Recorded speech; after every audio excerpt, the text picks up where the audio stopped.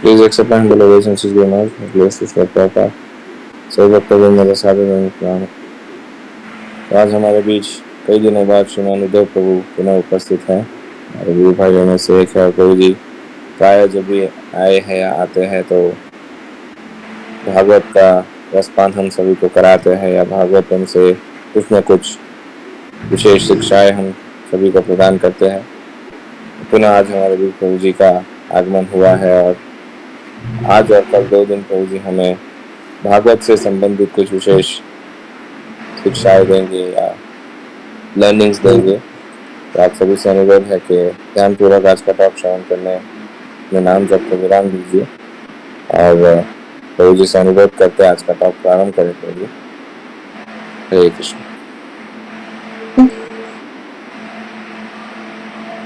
ओम नमो भगवते वासुदेवाय वासुदेवाय। ओम नमो भगवते वासुदेवाय।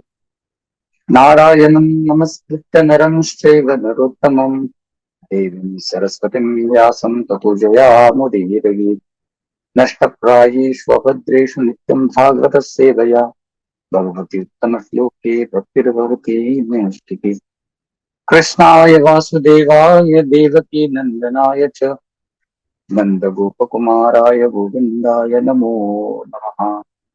यं प्रव्रजन्तमनुपेतमुपेतकृत्यं द्वैपायनो विरहकातराजभाव पुत्रेति तन्मयतया सर्वोऽभिनेदुः तं सर्वभूतहृदयं मनिमानतोऽस्मि। अभिमन्युसुतं सुतप्राहुर्भागवतोत्तमतस्य जन्ममाश्चर्यं कर्माणि च गृहिणिनः। ओमज्ञानतिमिरान्धस्य ज्ञानाञ्जनशलाकया चक्षुरुन्मीलितं येन तस्मै श्रीगुरवे नमः। हे कृष्ण करुणा सिन्धो दीनबन्धो जगत्पते गोपेश गोपिका कान्त राधा कान्त नमोस्तुते। तप्त काञ्चन गौराङ्गी राधे वृन्दावनेश्वरी वृषभानुसुते देवी प्रणमामि हरिप्रिये। नमो महावदान्याय कृष्णप्रेम सदायते कृष्णाय कृष्ण चैतन्य नाम्ने गौरत्विषे नमः। वाञ्छाकल्पतरुभ्यश्च कृपा सिन्धुभ्येव च कपिलानां पावनेभ्यो वैष्णवेभ्यो नमो नमः। नमो विष्णुपादाय कृष्णप्रेष्ठाय भूतले श्रीमते लोकनाथ स्वामिन्निति नामिने। नमस्ते गुरुदेवाय सर्वसिद्धिप्रदायिने सर्वमङ्गलरूपाय सर्वानन्दविधायिने। नमो विष्णुपादाय कृष्णप्रेष्ठाय भूतले श्रीमते भक्तिवेदान्त स्वामिन्निति नामिने। नमस्ते सारस्वती देवे गौरवाणी प्रचारिणे निर्विशेष शून्यवादी पाश्चात्य देश तारिणे। जय श्री कृष्ण चैतन्य प्रभु नित्यानंद श्री अद्वैत गदाधर श्रीवासादि गौर भक्तवृंद। हरे कृष्णा कृष्ण कृष्णा हरे हरे हरे राम राम राम हरे हरे। मुखं करोति वाचालं पंगुं लङ्घयति गिरिं यत्प्रपातमहं वन्दे श्रीगुरुं दीनतारिणं परमानन्दमाधवं श्रीचैतन्येश्वरम्। हरे कृष्णा। सर्वप्रथम मैं महाराष्ट्र के चरणों में सादर दंडवत प्रणाम अर्पित करना चाहता हूँ और साथ ही साथ आप जितने भी वैष्णव यहाँ पर उपस्थित है भक्त उपस्थित हैं आप सभी के चरणों में मेरा कोटि कोटि दंडवत प्रणाम अर्पित करते हुए ये जो सेवा आज की प्रदान की गई है आज और कल 2 दिवस पद्ममाली प्रभु का मैं विशेष आभार व्यक्त करता हूँ। उन्होंने बड़ी सुंदर सेवा हमें प्रदान की है और प्रभु जी का आग्रह था या आदेश था कि भागवत महात्म्य के ऊपर चर्चा की जाए। तो हम लोग 2 दिवस पद्म पुराण अंतर्गत भागवत महात्म्य की कथा करने वाले हैं। तो यथासंभव यथादीप यथामति हम लोग पद्म पुराण अंतर्गत जो भागवत है उस भागवत के महात्म्य की चर्चा हम आज और कल 2 दिवस करने वाले हैं। भागवत के महात्म्य का वर्णन पद्म पुराण में 6 अध्यायों में अलग अलग अध्यायों में किया गया है।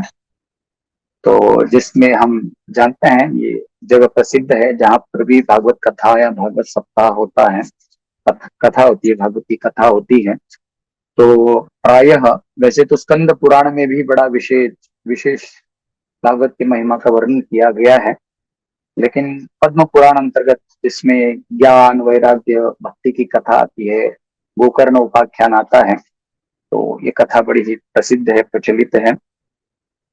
तो इस पद्म पुराण अंतर्गत भागवत महात्म्य को हम लोग 2 दिन श्रवण करेंगे, सुनने का प्रयास करेंगे।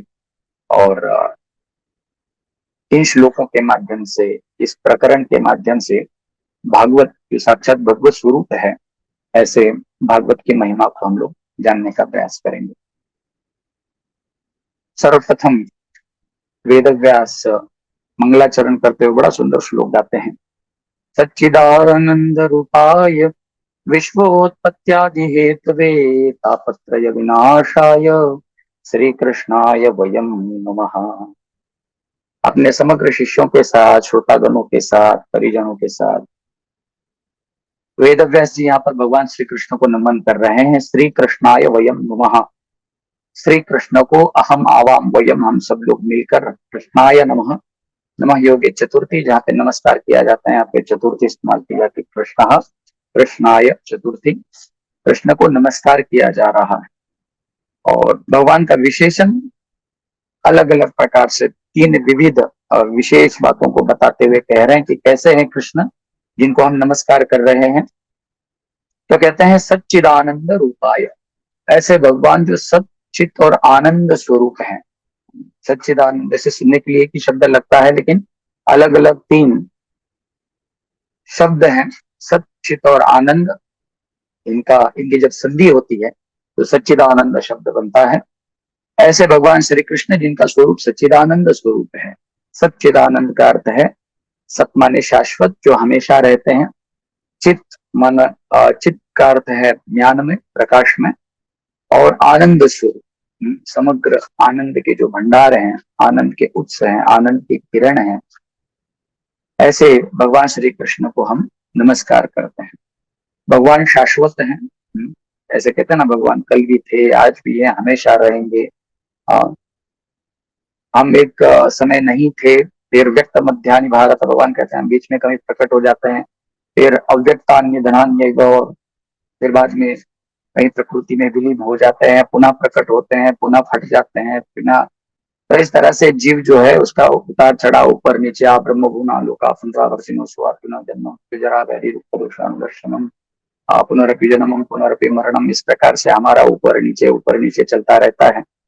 लेकिन भगवान अच्युत भगवान है, जो स्थिर रहते हैं, सत्य हमेशा रहते हैं, शाश्वत रहते हैं। और इसका उदाहरण हमको मिलता है भगवत गीता में, जहाँ पे अर्जुन कहते हैं कि 4थे अध्याय में, हे प्रभु, आपका जन्म लगभग मेरे साथ ही हुआ है, लेकिन आप यहाँ पे कह रहे हैं इमं वस्वते योग प्रोक्तवान अहम अव्ययम, ये दिव्य ज्ञान मैंने सूर्य भगवान को दिया है। तो सूर्य तो कितने अनंत काल से हैं, सृष्टि के आरंभ से हैं। तब भगवान कृष्ण कहते हैं बहुनी में व्यतीतानि जन्मानि तव चार्जुन तान्य अहम वेद सर्वाणि न त्वं वेत्थ परन्तप। आपके मेरे बहुत सारे जन्म हुए हैं, प्रकट हुए हैं बारंबार, लेकिन जीव होने के कारण आप नहीं याद रख पाओगे, आप नहीं समझ पाओगे, आप भूल जाते हो। वह भी मेरी ही कृपा से, मत्तः स्मृत ज्ञानम अपोहनम शब्द। लेकिन भगवान कहते हैं तान्य अहम वेद सर्वाणि न त्वं वेत्थ, उन सबको मैं जानता हूँ, लेकिन अर्जुन तुम नहीं जानते। क्यों? क्योंकि मैं सत्य हूँ, शाश्वत हूँ, इसलिए मेरा ज्ञान जो चित है वो भी स्थायी है। क्योंकि भगवान हमेशा से हैं, भगवान सभी कालों के ज्ञाता हैं, भगवान सर्वज्ञ हैं। तो इसलिए भगवान भूत वर्तमान भविष्य सब जानते हैं, इसलिए चित कहा गया। भगवान को सभी कालों का ज्ञान है, पीछे क्या हुआ उसके भी दृष्टा भगवान है, अभी क्या हो रहा है, आगे क्या होगा, सब भगवान जानते हैं। लेकिन यहाँ पे कहा गया है कि सच्चित शाश्वत और ज्ञानमय होते हुए भी भगवान आनंद स्वरूप है। कभी कभी ऐसा हो जाता है कि किसी विषय का ज्ञान होना उसके चिंता का कारण बन सकता है, उसके दुख का, कष्ट का कारण बन सकता है। क्योंकि ऐसे कहते हैं, इंग्लिश में कहावत है, इग्नोरेंस इज ब्लिस। कभी कभी कुछ चीजें न पता हो तो अच्छा रहता है। जैसे किसी के जीवन में कोई दुर्घटना घटी हो और वह व्यक्ति बार बार उस दुर्घटना को याद कर रहा है, तो नॉर्मल लाइफ नहीं जी पाता। इसलिए बड़े बुजुर्ग आते हैं, उनको समझाते हैं, बेटा भूल जाओ, भूल जाओ, भूलने की कोशिश करो, आगे बढ़ो, जीवन में ऐसा होता रहता है।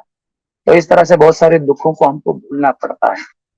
और ये भगवान की विशेष कृपा है, जब हम ये शरीर छोड़ देते हैं, हमारा शरीर छूट जाता है। तथा देहांतर प्राप्ति, जब हम देहांतरण करते हैं तो भगवत कृपा से अपोहनंश उस गत जन्म की सारी स्मृति स्मृति सब नष्ट हो जाती है, ताकि एक फ्रेश शुरुआत जिसको कहते हैं, अच्छी और नई शुरुआत हम लोग कर सकें। तो इस तरह से कभी कभी कुछ किसी किसी चीजों को, कुछ कुछ चीजों को भूलना ही अच्छा होता है हमारे लिए।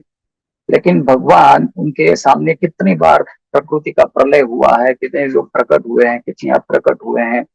आप केवल महाभारत के युद्ध की भी यदि कल्पना करें तो भगवान के समक्ष हम जानते हैं कि लगभग 64 करोड़ लोग प्रभु के नेत्रों के सामने उन्होंने अपने प्राण त्यागे हैं। तो कितना भयावह दृश्य होगा, हम कल्पना कर सकते हैं। लेकिन इतना सब कुछ होते हुए भी भगवान को यदि आप देखेंगे तो सदैव प्रसन्न रहते हैं, मंद मंद मुस्कुराते रहते हैं। ये भगवान की खासियत है। भगवान दुखी हो ही नहीं सकते, या भगवान कभी, भगवान का ये स्वभाव है, भगवान का ये स्वरूप है, सच्चिदानंद स्वरूप है भगवान का। तो वो चाह कर भी दुखी नहीं हो सकते, वो सदैव आनंदित ही रहेंगे। आप भगवान को कभी भी देखिए, सदैव मुस्कुराते रहते हैं, सदैव प्रसन्न रहते हैं, प्रसन्न चित्त रहते हैं। स्मित हास्य उनके आपको श्री मुखमंडल पर आपको सदैव दिखाई देगा। या उल्टा आप ये कह सकते हैं कि जो लोग दुखी होते हैं वे प्रभु के शरण में जब आते हैं तो वो भी सुखी हो जाते हैं। इतना आनंद का प्रभाव। आनंदाम्बुदि वर्धनम प्रतिपदम पूर्णामृता स्वादनम। क्योंकि भारी नाम भगवान से संबंधित है, प्रभु का प्रसाद भगवान से संबंधित है, भगवान की कथा भगवान से संबंधित है, जो चीजें भगवान से संबंधित है वे भी सच्चिदानंद है।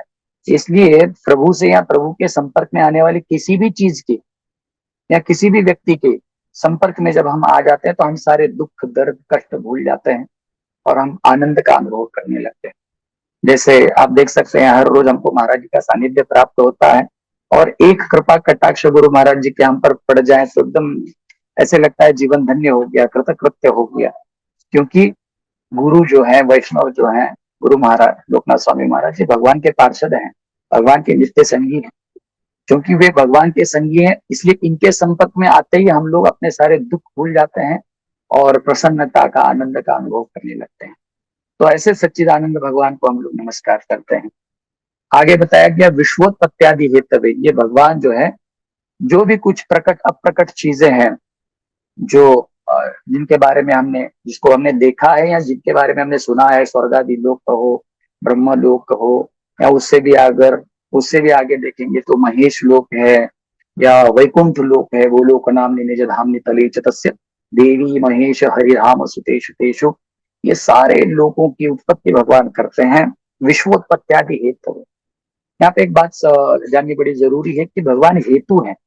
हेतु का अर्थ है भगवान अपने हाथों से इसको प्रकट नहीं करते हैं, भगवान इस सब प्राकट्य के पीछे कारण बन जाते हैं, हेतु बनते हैं, निमित्त बनते हैं। मतलब भगवान अन्य किसी के द्वारा इन चीजों को, उत्पत्ति आदि का अर्थ है उत्पत्ति, पालन और इसका विनाश, और सृष्टि स्थिति प्रलय जिसको हम कहते हैं।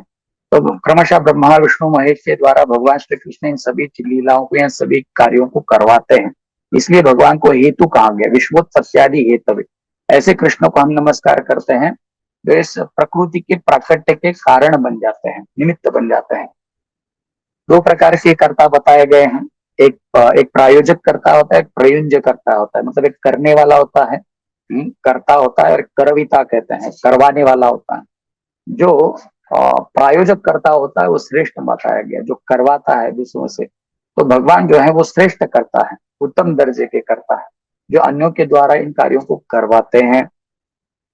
और आगे तीसरी खासियत भगवान की बताई गई है, तापत्रय विनाशाय। हमारे जीवन में जो हम त्रिविध तापों का अनुभव कर रहे हैं, आदि भौतिक ताप, आध्यात्मिक ताप, आदि दैविक ताप, इन सभी तापों को दूर कर, तापत्रयोन्मूलनम कहते हैं, उन्मूलनम, इन तीनों तापों को जड़ से हटाने का, मिटाने का कार्य भगवान करते हैं। तापत्रय विनाशाय विशेषेण नाशाय। तीनों प्रकार के ताप। आदि भौतिक ताप का अर्थ है अन्य जीवों के द्वारा प्रदत्त जो ताप होता है, दूसरे लोग हमको कष्ट देते हैं। आदि दैविक ताप कहते हैं जिसमें देवी देवता इन्वॉल्व होते हैं, आवश्यकता से ज्यादा वर्षा गिरना, भूकंप आना, भूचाल आना है, सुनामी आना इत्यादि दैविक ताप। आध्यात्मिक ताप एक बड़ा विशेष ताप है जो ताप हम खुद अपने आप को देते हैं, अपने मन के द्वारा, अपने स्वभाव के द्वारा, अपने इंद्रियों के द्वारा जो कष्ट हमको मिलता है, प्राप्त होता है, उसको आध्यात्मिक ताप कहते हैं। जिसके जिस ताप के कारण ही हम हैं, हम खुद ही अपने आप को तकलीफ देते हैं, कष्ट देते हैं। तो इस प्रकार से इन तीनों तापों को नष्ट करने का कार्य यदि कौन करते हैं तो वे भगवान है। इसलिए ऐसे भगवान को श्री कृष्णाय वयम नमः हम सब मिलकर प्रणाम करते हैं। ऐसे वेद व्यास जी ने प्रणाम किया और इस अध्याय का आरंभ उन्होंने किया। एक बड़ी सुंदर बात एक महाराज जी कह रहे थे, तो मैं अवश्य बताना चाहूंगा कि जब कोई कन्या पति का वर्ण करती है तो बहुत सारी बातें देखी जाती हैं। पति कैसा होना चाहिए, ऐसा या ऐसा यदि पति प्राप्त हो जाए तो मेरा जीवन धन्य हो जाएगा।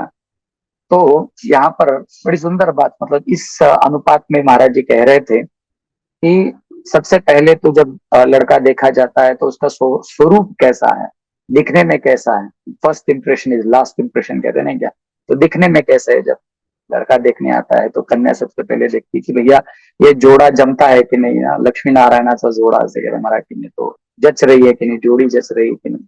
तो भगवान का स्वरूप कैसे है, तो सबसे पहले इसलिए बताया गया सच्चिदानंद रूपाय, भगवान सच्चिदानंद स्वरूप है। तो बड़ा ही सुंदर भगवान का स्वरूप है। अच्छा, कभी कभी व्यक्ति सुंदर तो होता है लेकिन काम कुछ करता नहीं, ख्याति कुछ है नहीं, प्रसिद्धि कुछ है नहीं, विशेष कुछ योगदान है नहीं, तो ऐसी सुंदरता किस काम की। तो यहाँ पर आगे कहते हैं विश्वोत्पत्त्यादि है तभी, भगवान केवल सुंदर ही नहीं, उनके कार्य भी बहुत सुंदर हैं और बहुत बड़े बड़े हैं, बहुत विशाल हैं। ये सारे सृष्टि को प्रकट करने का कार्य भगवान करते, तो इतने महान कर्ता भगवान है। तो देखते हैं सुंदर भी हैं और बड़े बड़े कार्य भी इन्होंने किए हैं। लेकिन कभी कभी क्या हो जाता है, लोग सुंदर भी होते हैं, बहुत बड़े भी होते हैं, बड़े बड़े कार्य भी किए होते हैं, लेकिन जब आप पर्सनली उनके संपर्क में आएंगे तो आपको पता चलेगा उनका स्वभाव बड़ा खड़ूस हो सकता है, या स्वभाव से वो बड़े ही विचित्र हो सकते हैं। तो जो पास में उनके जो लोग रहेंगे वो इतना कंफर्टेबल फील नहीं कर पाएंगे।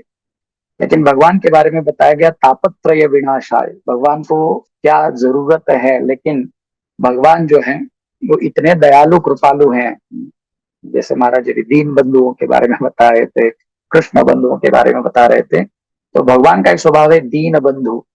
भगवान जो है वो गोर गरीब लोग जो होते हैं, दीनहीन जो होते हैं, दीनहीन जत छिलो हरिनामे उद्धारी लो, तो भगवान जो है ऐसे लोगों के लिए आते हैं, ऐसे लोगों पर दया करते हैं, ऐसे लोगों पर कृपा करते हैं, उनके जीवन के सारे दुखों को, कष्टों को, तापों को नष्ट करते हैं। तो इतना सुंदर इनका स्वभाव है, भगवान का स्वभाव है। तो भगवान का स्वरूप भी बड़ा सुंदर है, भगवान के कार्य भी बहुत विशाल हैं, विशेष हैं, और साथ ही साथ भगवान का स्वभाव भी बहुत ही सुंदर है। इसलिए हम कृष्ण को ही अपने पति के रूप में वरना चाहिए, तभी हमारा जीवन धन्य हो पाएगा। तो बड़ा ये सुंदर श्लोक है, सच्चिदानंद रूपाय विश्व सत्यादि सवे तापत्रय विनाशाय श्री कृष्णाय वयम नमः। हम कृष्ण को नमस्कार करते हैं।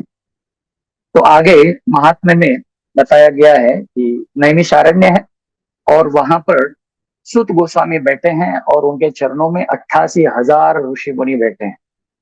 88,000, 88,000 ऋषि मुनि।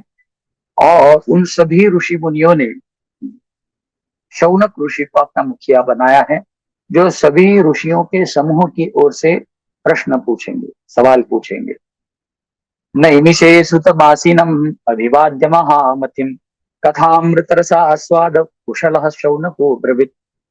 कथा कीर्तन सुनने में लालायित रहने वाले, या कैसे किसी के द्वारा कथा निकाली जाए, इस कला को जानने वाले कुशल शौनक जी कहने लगे। उन्होंने बड़ा सुंदर सवाल पूछा है, ध्यान पूर्वक सुने।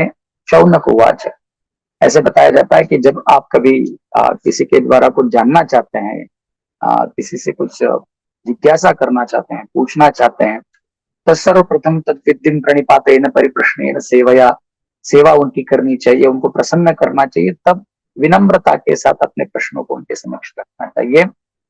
तब तत्वविद पुरुष जो होते हैं वो आपको दिव्य ज्ञान प्रदान करेंगे।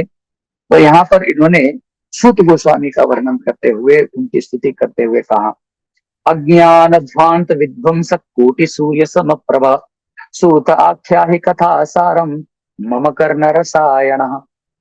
वे कहते हैं कि हे सूत गोस्वामी, अज्ञान ध्वांत निर्वंश, कोटि सूर्य समप्रभा। जैसे किसी का अज्ञान दूर करने के लिए, अज्ञान को हमेशा अंधकार के साथ उसकी तुलना की है। तमसोमा ज्योतिर्गमय, अज्ञान से दूर होकर ज्ञान की ओर, प्रकाश की ओर, ज्योति की ओर बढ़ी, ऐसे कहते हैं। तो किसी के जीवन में यदि अज्ञान है, अंधकार से भरा पूरा उसका जीवन है, तो सूत गोस्वामी मानो जैसे करोड़ों सूर्य एक साथ प्रकट हो गए। ऐसे महामती सूत गोस्वामी हैं, जिनको नमन करते हुए यहाँ पर शौनक ऋषि ने बड़ा सुंदर सवाल पूछा है। उन्होंने कहा कि हे प्रभु, यदि आप दया करें, यदि आप कृपा करें, तो हम ऐसे विशेष साधन के बारे में जानना चाहते हैं, जो साधन हमको साक्षात कृष्ण की प्राप्ति करवा कर दे। ऐसा यदि कोई साधन है, सरल साधन जो हमको भगवान की प्राप्ति करवा कर दे, ऐसा साधन आप कृपा करके हमें बताएं। तो यहाँ पर उन्होंने कहा, श्रेयसाम यद भवे श्रेयः पावनानां च पावनम, कृष्ण प्राप्ति करम शश्वत साधनम तद्वदाधुना। वे कहते हैं श्रेयसाम यद भवे श्रेयः पावनानां च पावनम, ऐसा साधन आप बताइए जो श्रेयस्कर हो। इसको हम क्या आप सभी भक्त हैं, आप श्रेयस्कर और प्रेयस, श्रेयस और प्रेयस इन चीजों को बहुत अच्छी तरह से जानते हैं। श्रेयस श्रेष्ठ चीजें होती है, प्रेयस श्रेष्ठ चीजें होती हैं। श्रेष्ठ का अर्थ है प्रिय, ऐसी चीजें जो आपको अच्छी लगती हैं, आपके मन को भाती हैं, लेकिन जरूरी नहीं कि वो आपको कल्याण प्रदान करने वाली है। लेकिन जो श्रेयस्कर चीजें होती हैं, श्रेष्ठ चीजें होती हैं, तो हो सकता है आपको पर्सनली अच्छी ना लगती हो, लेकिन वो आपके कल्याण के लिए होती है। जैसे मान लीजिए कोई व्यक्ति जिसको रसगुल्ला पसंद है, तो रसगुल्ला जो है वो प्रेष्ठ है, वो इष्ट है, उसको पसंद है। लेकिन यदि वो बारंबार रसगुल्ला खाता रहेगा, तो हो सकता है उसको बीमारी हो जाए, उसको शुगर हो जाए या ऐसी कोई बीमारी चढ़ जाए। तो खाने में तो बड़ा मधुर लगता है, लेकिन परिणाम में जो है, परिणाम में वो विष तुल्य होता है, कष्ट प्रदाता होता है। लेकिन जैसे मान लीजिए करेला होता है, करेला खाने में तो बड़ा ही कड़वा होता है, लेकिन हेल्थ के लिए, तबीयत के लिए बड़ा अच्छा माना जाता है। तो करेले को श्रेयस कहा जाएगा, श्रेष्ठ कहा जाएगा।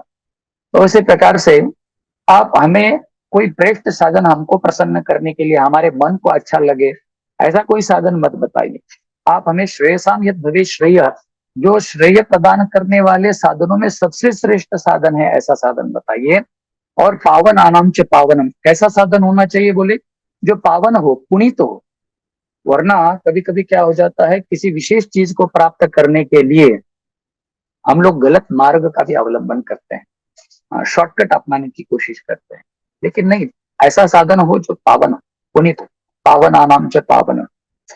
अच्छा, इसका क्या प्रमाण है कि ये बड़ा पावन है, पुनीत है, पवित्र कार्य है जिसको हम कर रहे हैं? तो यदि ऐसा कार्य जिसके द्वारा भगवान की प्राप्ति होती हो, कृष्ण की प्राप्ति होती हो, वही तो संसार का सबसे पावन कार्य हो सकता है। परम ब्रह्मम परम धामम पवित्रम परमम भवा। अर्जुन कहता है भगवान श्री कृष्ण परम पवित्र है, और ऐसे परम पवित्र भगवान को प्राप्त करने का साधन भी कैसा होना चाहिए? पवित्र ही होना चाहिए। तो ऐसा आप साधन बताइए, कृष्ण प्राप्ति कर्म शाश्वत, जो शाश्वत रूप से कृष्ण की प्राप्ति करवा कर दे। कृष्ण की प्राप्ति दो प्रकार से हो सकती है। कभी कभी ऐसा, जैसे नारद मुनि ने आरंभ में, जब वो दासी पुत्र थे, तो उन्होंने भगवान की सेवा की, भगवान की आराधना की, भगवान की तपस्या की, कुछ क्षणों के लिए उनको दर्शन हुआ। उसके बाद में दर्शन जो है अंतरित हो, लेकिन बेचारे बड़े व्याकुल हो गए।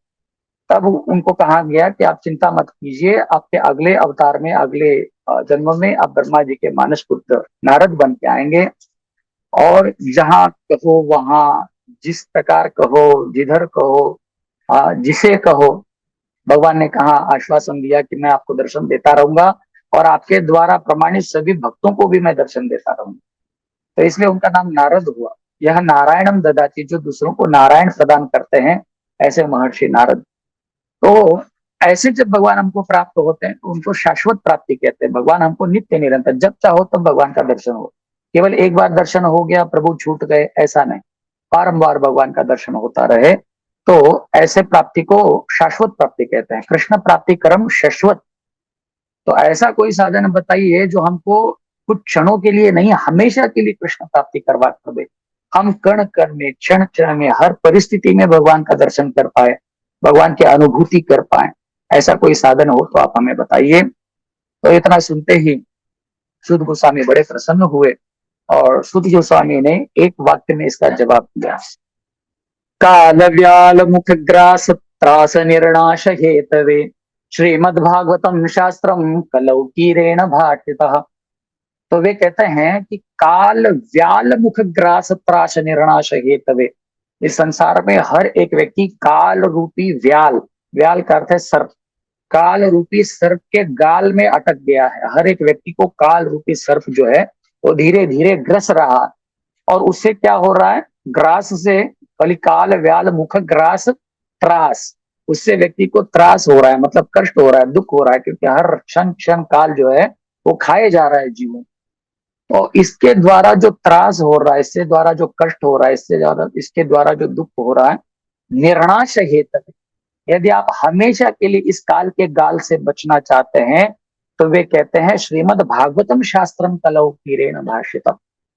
इस कलयुग में आप सुखदेव गोस्वामी के द्वारा उद्गारित ऐसा दिव्य शास्त्र, भगवत स्वरूप शास्त्र भागवत का यदि आप आश्रय लेते हैं, भागवत की कथा श्रवण करते हैं, भागवत का अवलंबन करते हैं, भागवत की शिक्षाओं को ग्रहण करते हैं, तो आप इस काल रूपी व्याल सर्प के मुख से हमेशा के लिए छूट जाएंगे। तो एक ही लाइन का सवाल था, एक ही वाक्य का सवाल था, ऐसा कोई साधन बताइए जो हमें कृष्ण की प्राप्ति करवा कर दे। तो सुखदेव गोस्वामी ने, सुध गोस्वामी ने जवाब दिया कि आप सुखदेव गोस्वामी के द्वारा उद्गारित ये जो भागवत ग्रंथ है, भगवत स्वरूप भागवत है, इसका आप आश्रय लीजिए। इस काल रूपी व्याल के गाल से तो आप बच ही जाएंगे, ऊपर से आपको भगवान की नित्य सन्निधि प्राप्त हो जाएगी। हमेशा भगवान की कथाओं के द्वारा आप इतने कृष्णमय हो जाएंगे कि आपको स्थावर जंगम दिखी नदी की तारा मूर्ति सर्वत्र प्रकाश हुए तार इष्ट देव स्मृति, हर जगह हर स्थान आपको भगवान की अनुभूति होने लगेगी इन भागवत कथाओं के माध्यम से। तो इस तरह से उन्होंने भागवत कथा का प्रतिपादन किया कि हमें भगवान की कथा सुननी चाहिए, भगवान के विषय में जानना चाहिए। तो आगे वे कहते हैं, फिर भागवत कथा तो बड़ी सरल है, किसी को भी सुलभ है, किसी को भी प्राप्त हो सकती है, सिंपल है। भक्त कथा करते रहेंगे, हमको बैठ के सुनना है, बस इतना ही आसान है।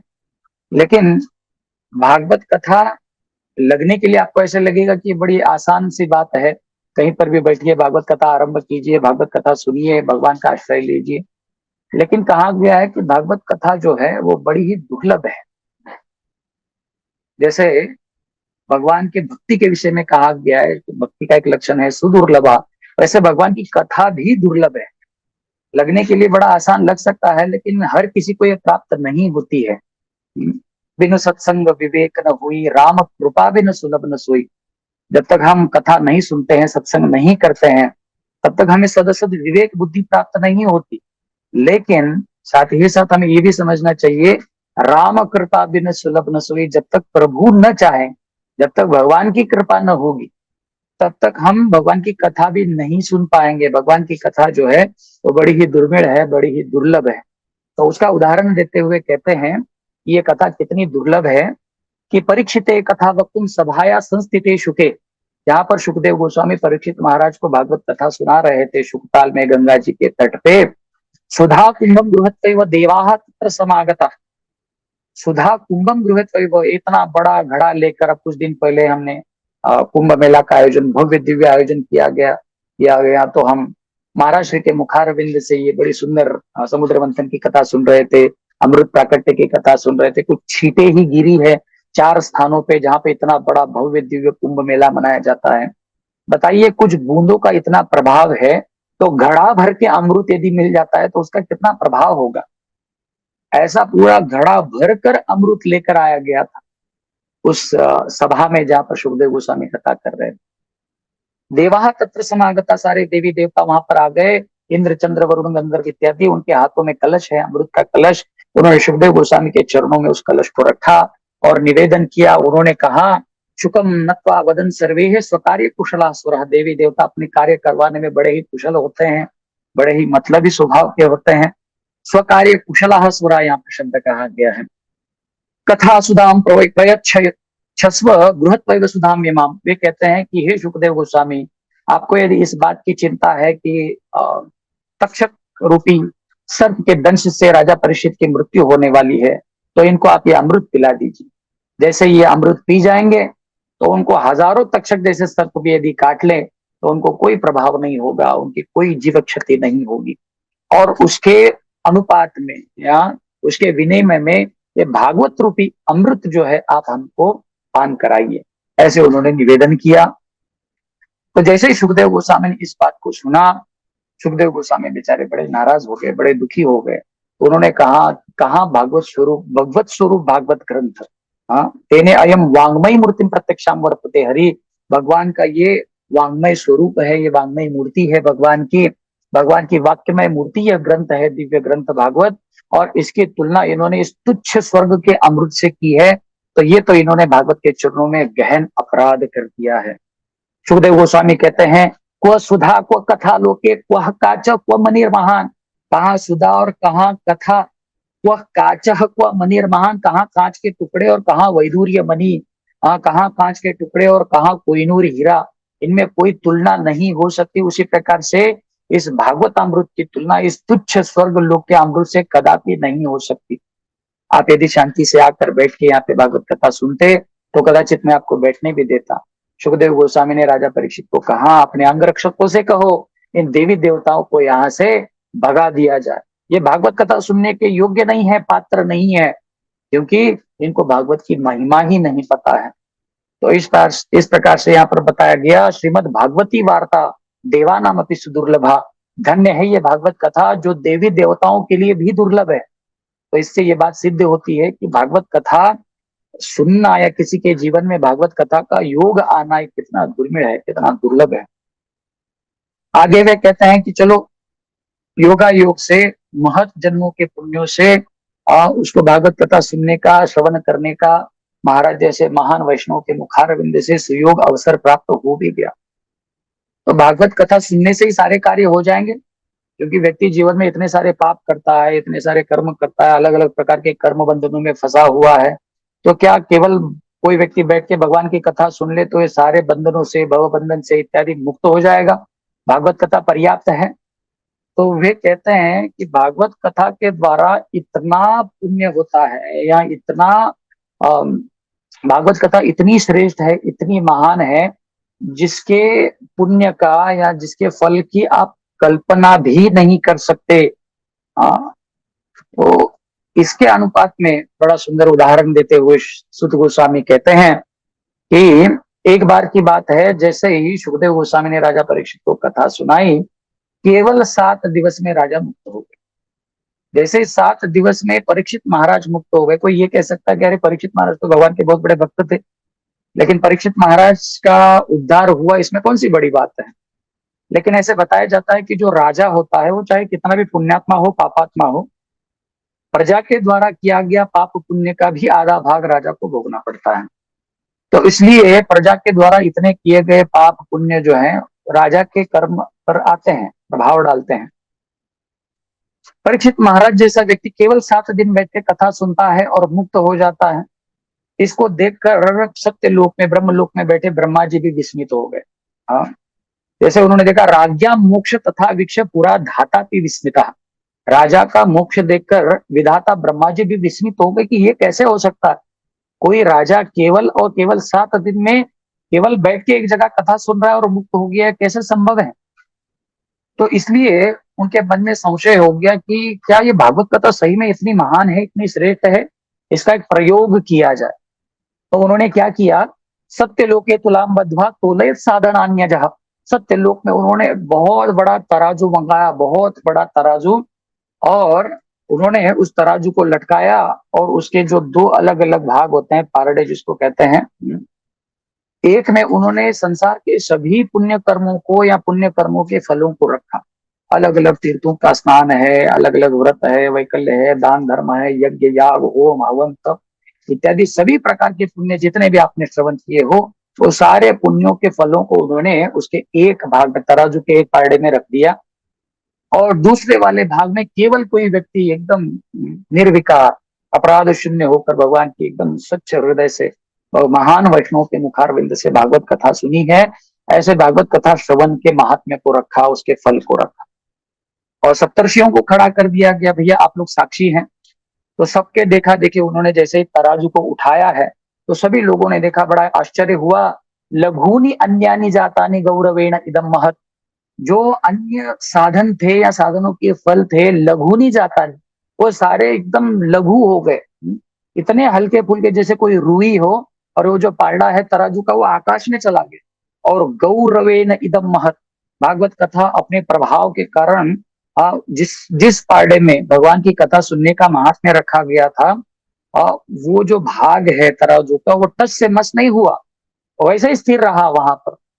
तो वहां पर उन्होंने डिक्लेयर कर दिया कि हाँ, इस संसार में कोई भी पुण्य कर्म हो, कोई भी महान कार्य हो, वो भगवान की कथा सुनने से जो प्राप्त होने वाला पुण्य है। शृण्वताम स्वकथा कृष्ण पुण्य श्रवण कीर्तन, तो ऐसा ये पुण्य कर्म है भगवान की कथा सुनने का। कला न अर्हंति षोडशम, इसके ही महात्म्य में कहा गया है कि जितने भी पुण्य हो, आप जितने भी पुण्य हो उनको गिन लीजिए, वो सारे पुण्यों को या पुण्य फलों को इकट्ठा करेंगे तो कला न अर्हंति षोडशम, वो सारे पुण्यों के फल भगवान की या भागवत की कथा सुनने का 16वां भाग भी नहीं हो सकता, ऐसे बताया गया। तो इतने बहुत सारे भागवत कथा श्रवण के महात्म्य को यहाँ पर बताया गया। सबसे पहले बताया गया कि भागवत कथा जो भगवान को शाश्वत रूप से प्रदान करने वाली है, कृष्ण प्राप्ति कर्म शाश्वत, ऐसा यह साधन है। शाश्वत रूप से यदि आप भगवान की कथा सुनते हैं तो शाश्वत रूप से भगवान की कथा आपको भगवान की प्राप्ति करवा कर देगी। ऊपर से ये बड़ी दुर्लभ है, क्योंकि हम देखते हैं कि देवी देवताओं के लिए भी सुनने के लिए मना कर दिया गया सुखदेव गोस्वामी के द्वारा।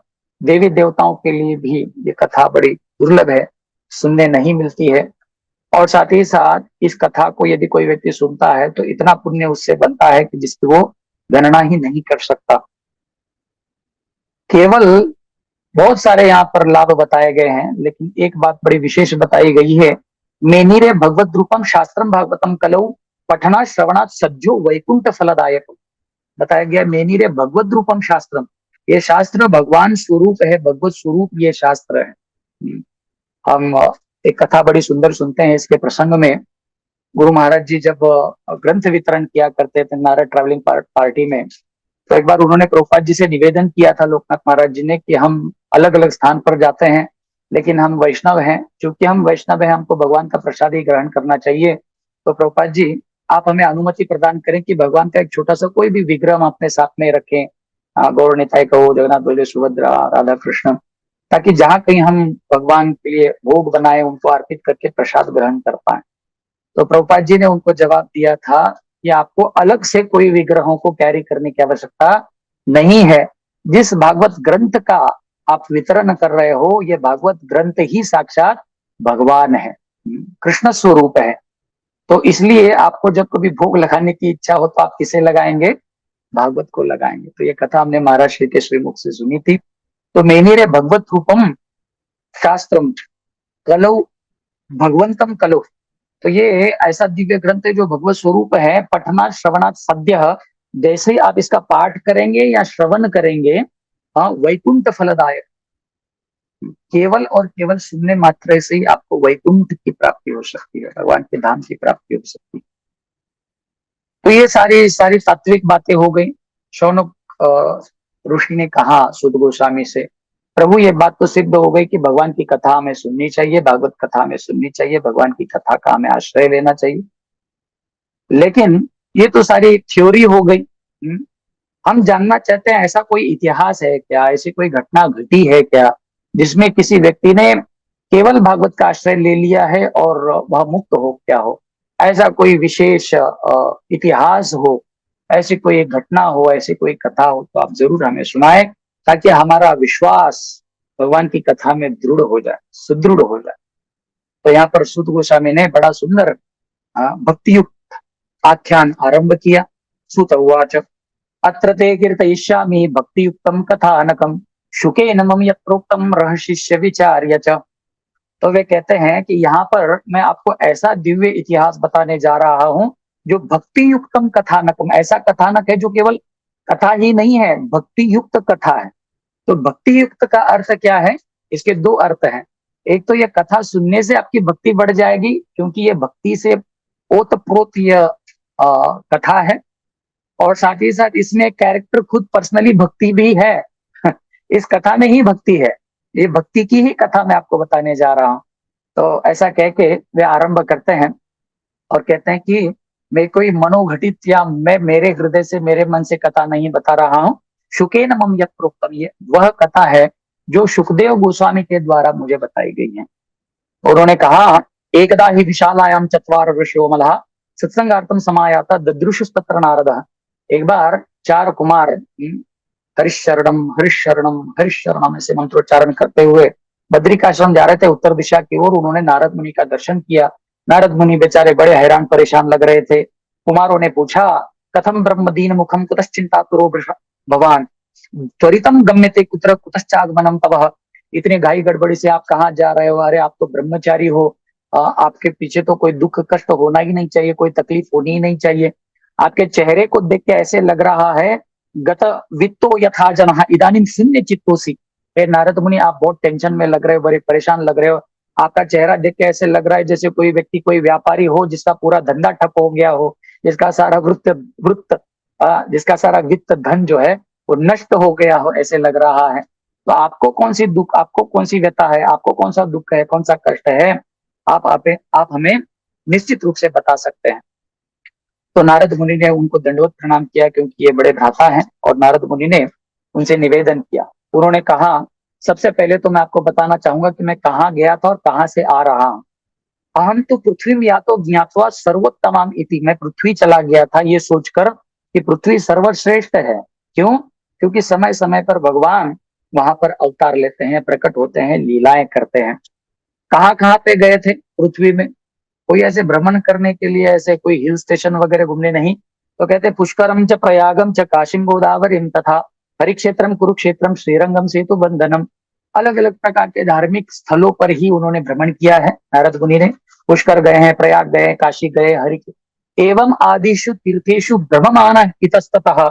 जब मैं इन दिव्य तीर्थों को, धामों को विजिट कर रहा था, भ्रमण कर रहा था, तो वे कहते हैं कि ना पश्यत कुतश्चित मन संतोष कारणम, ऐसा कहीं पर भी मुझे आभास नहीं हुआ जहां पे मेरे मन को कुछ शांति मिली हो, कुछ अच्छा लगा हो। क्यों? तो बोले कलीना अधर्म मित्रेयम धरेयम बाधिताधुना। बोले कलयुग जो है वो अधर्म का जो मित्र है, ऐसा घनघोर कलयुग आ गया है और उसने सारे पवित्र स्थलों को अपवित्र कर दिया है, उनके सारे सत्व को नष्ट कर दिया है। इसलिए किसी भी तीर्थ स्थल में, किसी भी धार्मिक स्थल में कहीं पर भी मुझे मन की शांति प्राप्त नहीं हुई, ऐसे दिव्य अनुभूति या आभास का अनुभव नहीं हुआ है। उन्होंने बहुत लंबी लिस्ट दी है। सत्यम नास्ति तपः शौचम दया दानम न विद्यते उदरम भरिणो जीवा वरा का कूट भाषिणः। लोगों में सत्य नष्ट हो गया है, अलग अलग प्रकार से कलयुग का प्रभाव उन्होंने बताया। और अंत में वे कहते हैं, इस तरह से भ्रमण करते करते करते करते करते करते मैं वृंदावन आ गया। जैसे ही मैं वहां पर वृंदावन आया तो वहां पर मुझे लगा कि अरे यहाँ पर तो साक्षात भगवान प्रकट हुए हैं, श्याम सुंदर जी प्रकट हुए हैं। यामुनम तटमापन्नो यत्र लीला हरेर अभूत। मैं यमुना जी के तट पे आया जहां पर भगवान की लीला हुई थी। जमुना जी में स्नान किया, संध्या वंदन इत्यादि करके जैसे ही मैं जमुना जी से बाहर आ रहा था, वहां पे कुछ अच्छा लगा, मुझे कुछ आनंद की अनुभूति हुई। लेकिन जैसे वहां पर भी मैं बाहर आया तो बड़ा ही विचित्र दृश्य मुझे दिखा। तो उन्होंने कहा कि मैंने वहां पर एक आश्चर्य देखा। तत्राश्चर्य मया दृष्टुम श्रूयताम तन्मुनीश्वरः एका तु तरुणी तत्र निषण्णा खिन्न मानसा। वहां पर एक तरुण स्त्री बैठी हुई थी जो बेचारी बड़ी दुखी थी, रुदन कर रही थी। और उसके समक्ष, उसके सामने वृद्धौ दौ पतितौ पार्श्वे निश्वसंतो अवचेतनौ, बिना श्वास लेते लगभग मरने की ही, प्रायः मरने की अवस्था में वहां पर उसके सामने दो वृद्ध व्यक्ति गिरे। अन्य भी जवान कुछ सखियां थी, कुछ स्त्रियां थी जो इस बीच में बैठी हुई महान उस स्त्री का वो अलग अलग प्रकार से केश प्रसादन इत्यादि उनकी सेवाएं कर रही थी। तो जैसे ही मैं वहां से गुजर रहा था, उस कन्या ने मुझे आवाज दी, भो भो साधो क्षणम तिष्ठ मच्चिंतामपि नाशयः। दर्शनम तव लोकस्य सर्वार सर्वथा गहरम परम। तो वे कहते हैं, हे भोगो साधु साधु क्षणम तिष्ठ मच्चिंताम अपि नाश। साधु संत जो होते हैं, हाँ, जगाचा कल्याण संतांच्या विभूति, जो साधु संत होते हैं सभी लोगों के, अन्यों के कल्याण, परोपकारा इदम शरीरम, इस भाव से अन्यों के कल्याण के लिए ही जीते रहते हैं। तो जब आप सारे संसार का कल्याण कर रही है, तो मेरा कर ही रहे हैं नारद मुनि, तो कृपा करके मुझ पर भी आप कृपा दृष्टि करें, मेरी भी चिंता का आप विनाश करें। तो उन्होंने पूछा कि देवी आप कौन हो? क्वासी तुम क्वा इमो चेमाम, नारिया का पद्मलोचना, ये सारी नारियां कौन है? आपके सामने दो गिरे हुए वृद्ध कौन है? तो बालो वाच, वो कन्या कहती है, अहम भक्ति रीति ख्यात इमौ में तनयो मतो, मैं भक्ति हूँ, और ये सामने पड़े हुए ज्ञान वैराग्य नाम के, ज्ञान वैराग्य नामानो काल योगी न जर्जरो, ज्ञान वैराग्य नाम के ये मेरे दोनों पुत्र हैं, और कलयुग के प्रभाव से ये जर्जर हो गए हैं, वृद्ध हो गए हैं, मरने की अवस्था को प्राप्त। गंगाद्या सरिताश्चेमा मत सेवार्थ समागता, ये अगल बगल जो कन्याएं हैं ये गंगा आदि नदियां हैं जो मेरी सेवा के लिए यहाँ पर आई हैं। तो अपनी आप बीती बताते हुए माता भक्ति कहती है, उत्पन्ने द्रविड़ेशा हम वृद्धि से कर्नाटके, क्वचित क्वचित महाराष्ट्र गुर्जरे जीर्णताम गता। दक्षिण भारत में मेरा जन्म हुआ, कर्नाटक में मैं पली बड़ी, क्वचित क्वचित महाराष्ट्र, महाराष्ट्र में भी पंढरपुर इत्यादि स्थानों में अब मैं थोड़ी सी बड़ी पली बड़ी बड़ी हुई। लेकिन गुर्जर जीर्णताम गता, जैसे गुर्जर प्रदेश में मैं जाती हूँ मैं वृद्ध हो जाती हूँ, मेरे साथ मेरे दोनों बच्चे भी बुजुर्ग हो गए। लेकिन जैसे ही मैं सारे अपने दोनों बच्चों को लेके वृंदावन पुनः प्राप्त नवीन स्वरूपिणी, महाराज जी कह रहे थे आज हम वृंदावन में ही बैठे हैं। तो वृंदावन जो है यह, जहां पर भगवान की भक्ति जो है नृत्य करती है। वृंदावन पुनः प्राप्त नवीन स्वरूपिणी, भक्ति कहती है जैसे मैं वृंदावन को आई मैं तो एकदम जवान हो गई। वृंदावन में भक्ति प्रचुर मात्रा में है, लेकिन ज्ञान वैराग्य तो है, लेकिन उसके ब्रजवासी जो भक्त होते हैं, जैसे महाराज जी आज कह रहे थे आप सभी लोग ब्रजवासी, ज्ञान और वैराग्य होते हुए भी उसका प्रकटीकरण कुछ कम होता है।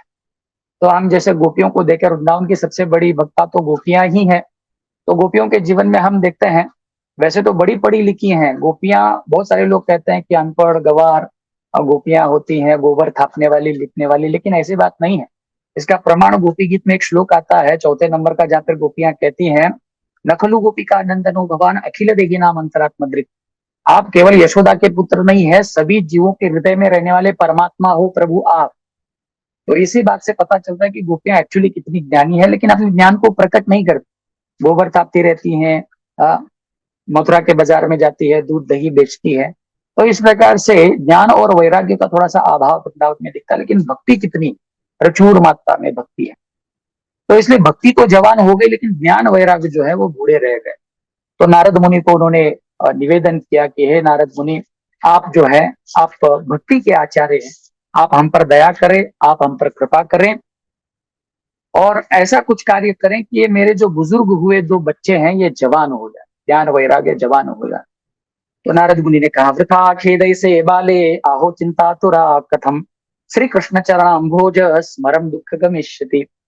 आप केवल देवी कृष्ण के चरणों का स्मरण कीजिए।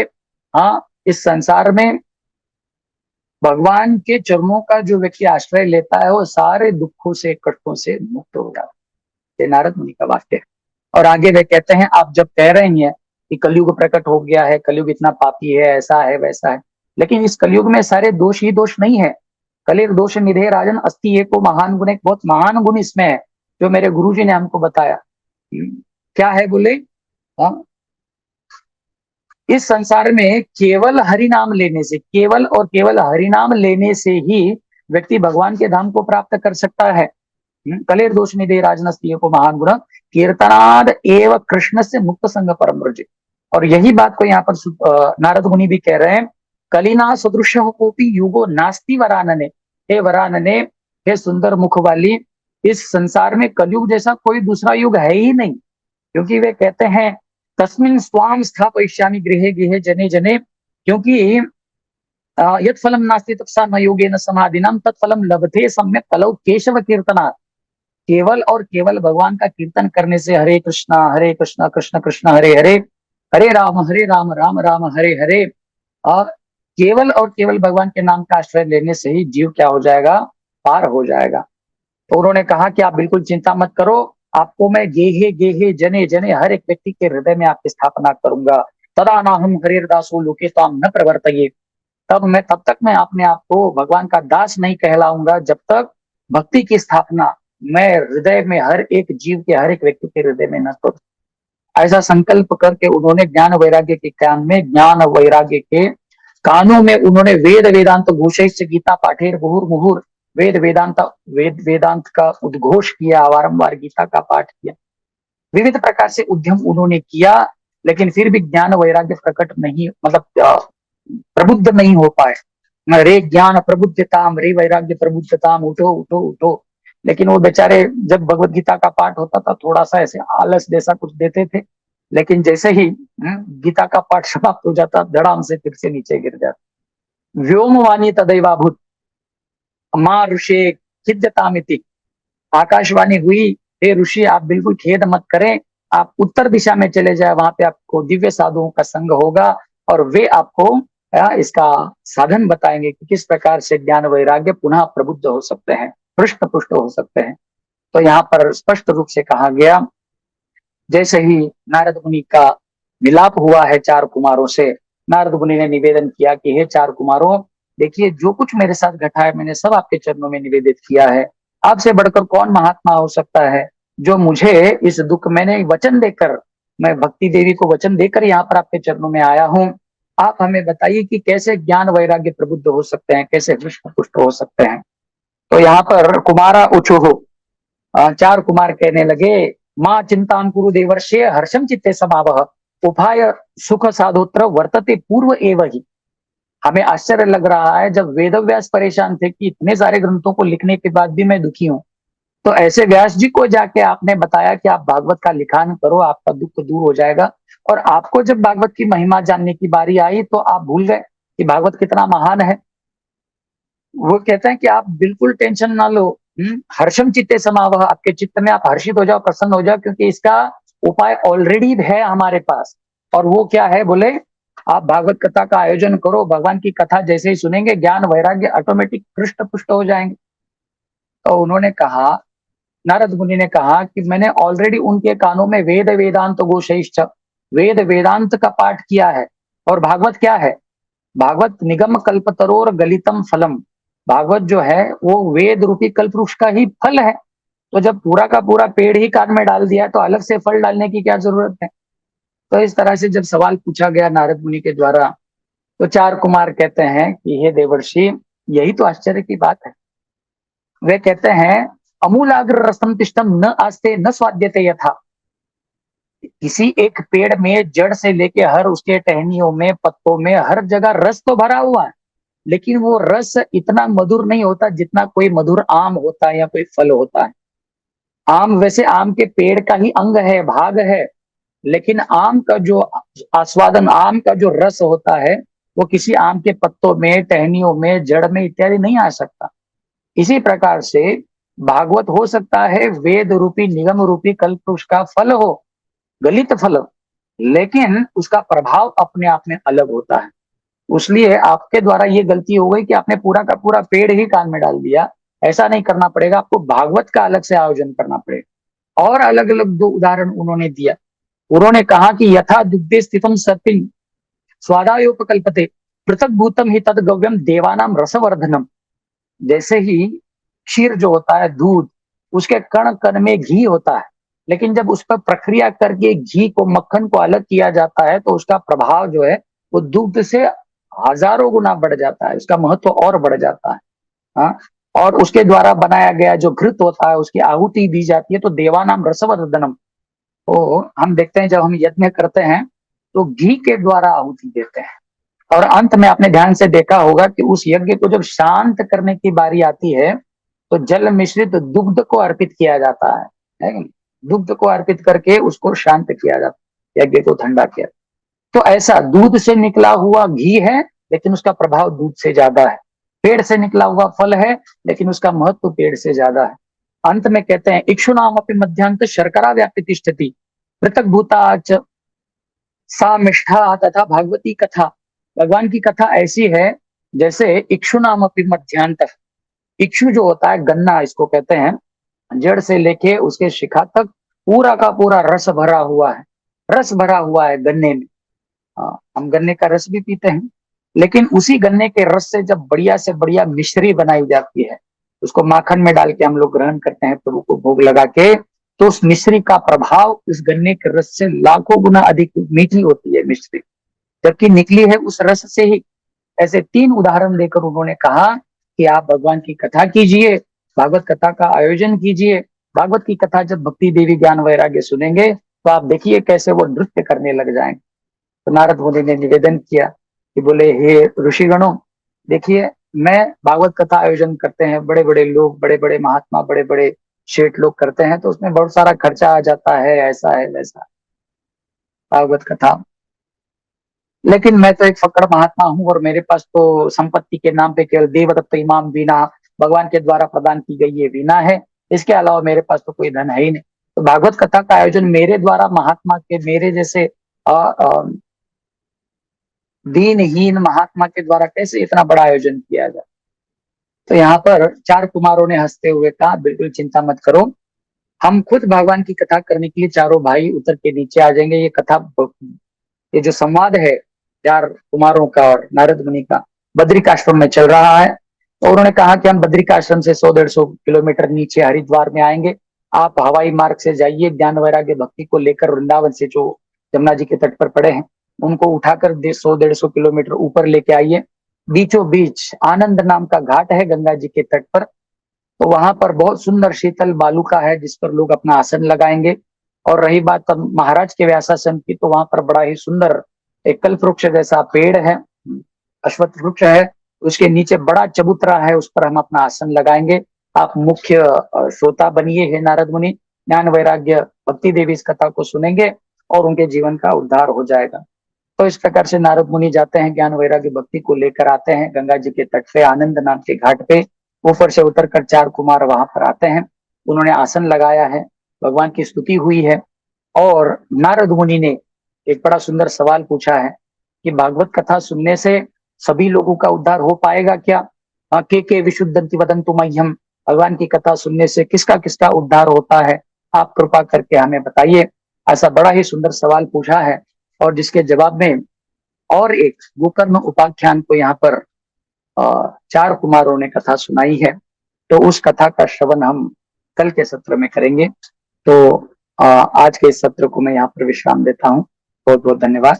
ग्रंथराज श्रीमद् भागवत महापुराण की जय, जगत गुरु श्रील प्रभुपाद की जय, पतिताओं श्रील गुरु महाराज की जय, आप सभी वैष्णव वृंद की जय। निताय गौर प्रेमानंद। हरि हरि बोल।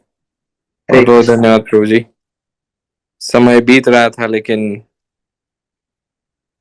हस्ताक्षेप करने की इच्छा नहीं हो रही थी, या हिम्मत भी नहीं हो रही थी और इच्छा भी नहीं हो रही थी। ऐसा लग रहा था कि भागवत महात्म्य का जो प्रवाह है वो चलता रहे। और जब आपने कहा कि एक मात्र भागवत के आश्रय से भी हमारा प्रकार से कह सकते हैं पूर्ण कल्याण संभव है, that was very convincing statement. बहुत ही कन्विंसिंग लगा वो कि किस प्रकार से। और फिर आपने जब इसका महात्म्य बताया, लगभग आधा महात्म्य हम कल सुनेंगे कि किस प्रकार से एक्चुअली ज्ञान वैराग्य पे क्या प्रभाव होता है, और गोकर्ण की कथा।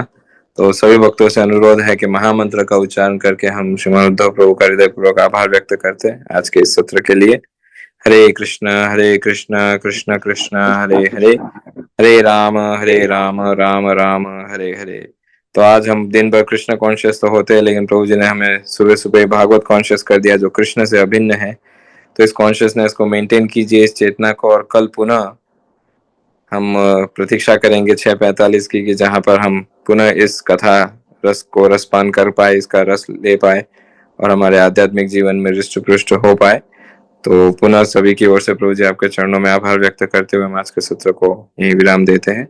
श्री हरिनाम प्रभु की जय, हरे कृष्ण महामंत्र की जय, ग्रंथराज श्रीमद् भागवतम की जय, श्रील प्रभुपाद की जय, परम पूज्य श्री लोकनाथ स्वामी गुरु महाराज की जय। वाञ्छाकल्पतरुभ्यश्च कृपा सिन्धुभ्यैव च पतितानां पावनेभ्यो वैष्णवेभ्यो नमो नमः। अनंत कोटि वैष्णव वृंद की जय।